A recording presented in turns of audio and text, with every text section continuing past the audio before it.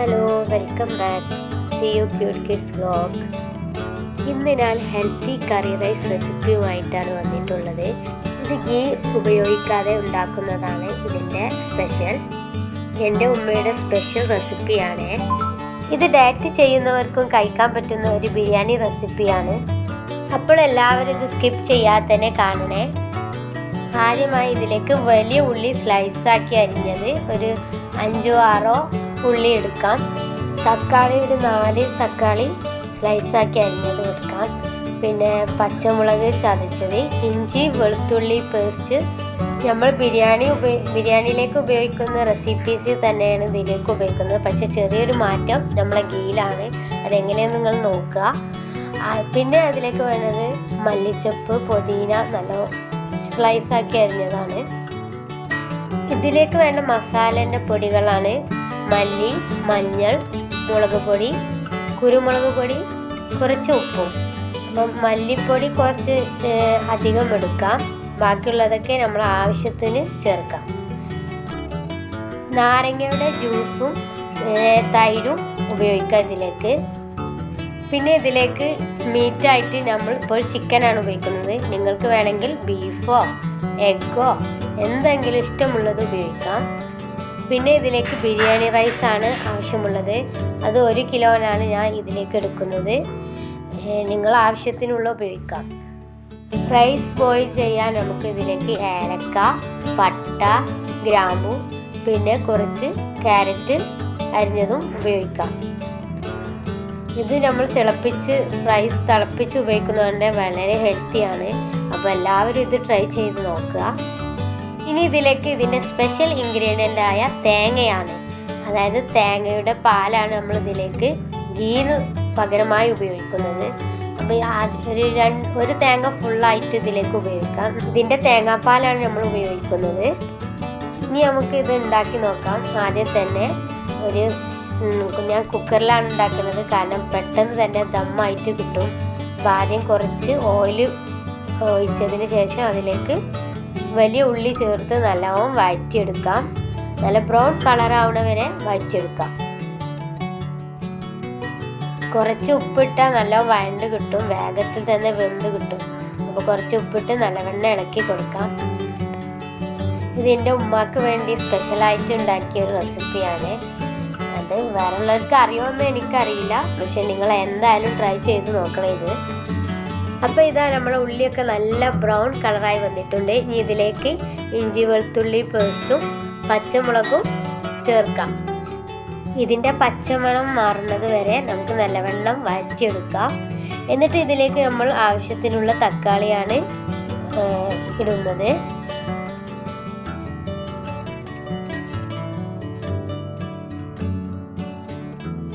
ഇനി തക്കാളി ഇട്ടതിന് ശേഷം നല്ലോണം വേവിച്ചെടുക്കണം. തക്കാളി നല്ലോണം വഴണ്ട് വരണം. അപ്പോഴാണ് നമ്മളെ ബിരിയാണിയുടെ മസാല നല്ലോണം യോജിച്ച് വരുള്ളൂ. ഈ റെസിപ്പി നമുക്ക് ഈ ഗീ പറ്റാത്തവർക്ക് ഉപയോഗിക്കാൻ പറ്റുന്ന റെസിപ്പിയാണ്. ഇനി നമുക്ക് റൈസ് തിളപ്പിക്കാൻ വേണ്ടി വെള്ളം തിളപ്പിച്ചെടുക്കാം. അതിലേക്ക് ഉപ്പിട്ട് കൊടുത്തിട്ടുണ്ട്. പിന്നെ ഏലക്ക, പട്ട, ഗ്രാമ്പു, പിന്നെ കുറച്ച് ക്യാരറ്റ് അരിഞ്ഞതും ഇതിലേക്ക് ചേർത്ത് തിളപ്പിക്കാം. ഇനി ഇത് തിളച്ചതിന് ശേഷം അരിയിട്ട് കൊടുത്തിട്ട് നല്ലോണം വേവിച്ചെടുക്കാം.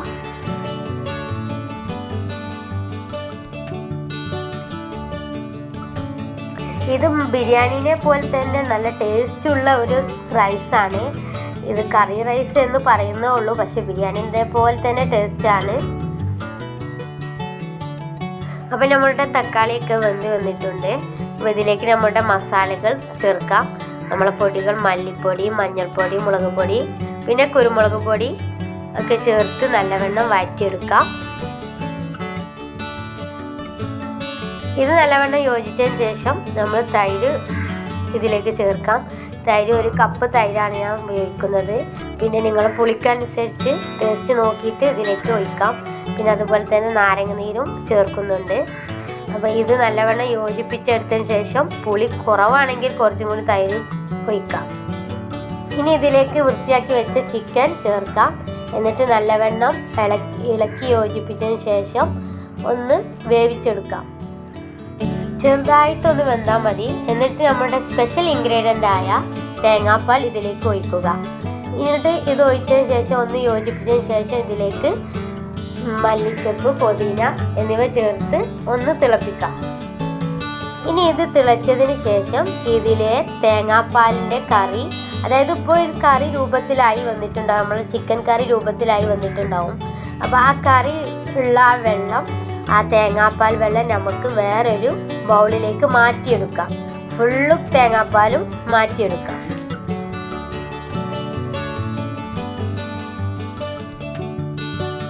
ഇത് ചെറുതായി ഒന്ന് തിളച്ചാൽ മതി, കൂടുതൽ തിളക്കരുത് തേങ്ങാപ്പാലായതുകൊണ്ട്. ഇനി നമുക്ക് ഈ കറിയൊക്കെ വേറെ ബൗളിലേക്ക് മാറ്റിയെടുക്കാം.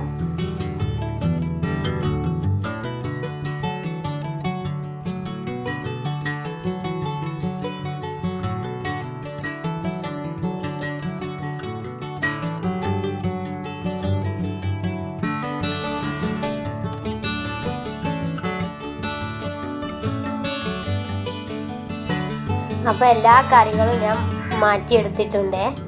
അപ്പോഴേക്കും നമ്മുടെ റൈസ് തിളച്ച് വന്നിട്ടുണ്ട്. ഇനി അത് ഊറ്റിയെടുക്കാം. അപ്പോൾ നമ്മളുടെ ബിരിയാണി ഇനി നമ്മൾ ദമ്മാക്കുകയാണ്. നമ്മൾ ദമ്മാക്കാൻ വേണ്ടി ആദ്യം തന്നെ റൈസ് ആ മസാലയുടെ മേലെ ആദ്യം ഇടുക.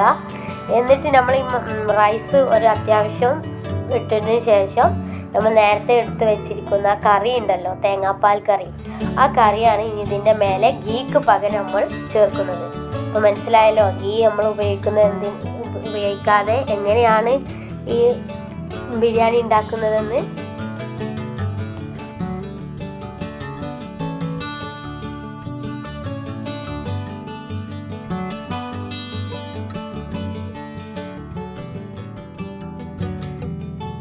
അപ്പോൾ നമ്മൾ എല്ലാ റൈസും ഇങ്ങനെ ചേർത്ത്, അതായത് 2 ലെയറായിട്ടാണ് ഞാൻ റെഡിയാക്കുന്നത്.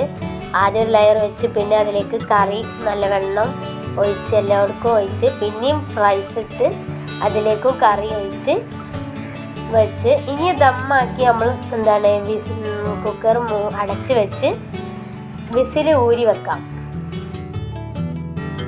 ഇനി ചെറിയ ഫ്ലെയിമിൽ ആ വിസിൽ ഊരി വെച്ചാണ്ട് ആവി വരുമ്പോൾ നമ്മൾ വിസിലിട്ട് കൊടുത്താൽ മതി. പിന്നെ നമുക്ക് എപ്പോഴാണോ കഴിക്കാൻ പറ്റുന്നത് അപ്പോൾ നമുക്ക് അത് തുറന്ന് നോക്കാം. അപ്പോൾ ഇതാ നമ്മളുടെ ബിരിയാണി റെഡി ആയിരിക്കുന്നു. ബിരിയാണി അല്ല, കറി റൈസ് റെഡി ആയിരിക്കുന്നു. ഇത് തുറന്നപ്പോൾ സൂപ്പർ സ്മെല്ലായിരുന്നു കേട്ടോ. ബിരിയാണീൻ്റെ അതേ സ്മെല്ല് വരുന്നുണ്ട്. അപ്പോൾ ഞാൻ അറിയാതെ ബിരിയാണി എന്ന് പറയുന്നത് അതുകൊണ്ടാണ്. നമ്മൾ കണ്ടാൽ നമ്മളെ ബിരിയാണി തന്നെയാണ്, പക്ഷേ ഇത് ഗീയൊന്നും ഉപയോഗിക്കാതെ നല്ല ഹെൽത്തി ആയി ഉണ്ടാക്കുന്ന ഒരു റെസിപ്പിയാണ്. അപ്പോൾ ഇതിൻ്റെ മസാലയൊക്കെ പെർഫെക്റ്റ് ആയിട്ട് വന്നിട്ടുണ്ട്. വെള്ളമൊന്നും കൂടുതലൊന്നും ഇല്ല, നമ്മൾ കറിയൊക്കെ എടുത്തതല്ലേ, അപ്പോൾ വെള്ളമൊന്നും കൂടുതലൊന്നുമില്ല. അപ്പോൾ നമുക്കിത് സെർവ് ചെയ്യാം ഒരു പാത്രത്തിലേക്ക്. അപ്പോൾ നമ്മുടെ കറി റൈസ് ഇവിടെ റെഡി ആയിട്ടുണ്ട്. നല്ല ഫ്ലേവർ ഉണ്ട് കേട്ടോ. ഇത് നിങ്ങൾക്ക് കാണാൻ വേണ്ടി ഡെക്കറേഷന് വേണ്ടി ഞാൻ കുറച്ച് അണ്ടിപ്പരിപ്പും മുന്തിരിയും ഒന്ന് വറുത്തെടുത്ത് ഇതിലേക്ക് ഡെക്കറേഷൻ ചെയ്തിട്ടുണ്ട്. ഇത് നിങ്ങൾക്ക് വേണമെങ്കിൽ സ്കിപ്പ് ചെയ്യാം. അപ്പോൾ എല്ലാവരും ഈ കറി റൈസ് ട്രൈ ചെയ്യണേ. എന്നിട്ട് എല്ലാവരും ഇതിൻ്റെ ഫീഡ്ബാക്ക് കമൻറ്റ് ചെയ്യണേ. പിന്നെ സബ്സ്ക്രൈബ് ചെയ്യാത്തവർ ലൈക്കും ഷെയറൊക്കെ ചെയ്ത് സബ്സ്ക്രൈബ് ചെയ്ത് സപ്പോർട്ട് ചെയ്യണേ. ബൈ.